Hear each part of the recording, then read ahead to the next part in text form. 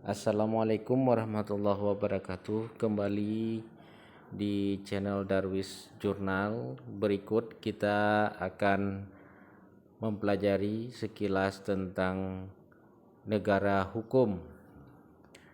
Kita ketahui negara Republik Indonesia ini adalah negara yang berdasarkan hukum, walaupun di dalam perjalanannya kadangkala mendapat kendala dan berbagai macam kejadian yang terjadi, dan itu merupakan sesuatu yang dikatakan lumrah atau dikatakan belum sempurna di dalam menerapkan konsep dan ciri-ciri sebagai negara hukum.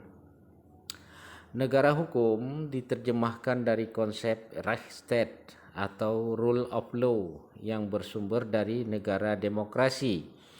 Konstitusi di Eropa pada abad ke-19 dan ke-20. Ciri-ciri negara hukum antara lain adanya supremasi hukum, adanya jaminan hak asasi manusia, adanya legalitas hukum.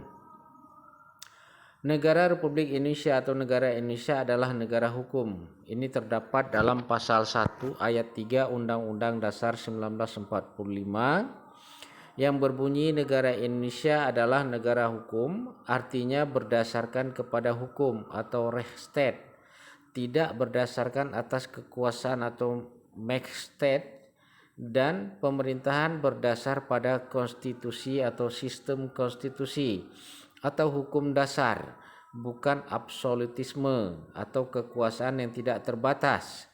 Sebagai konsekuensi dari pasal 1 ayat 3 amandemen ketiga Undang-Undang Dasar 1945, tiga prinsip dasar wajib dijunjung oleh setiap warga negara, yaitu sebagaimana ciri-ciri tadi.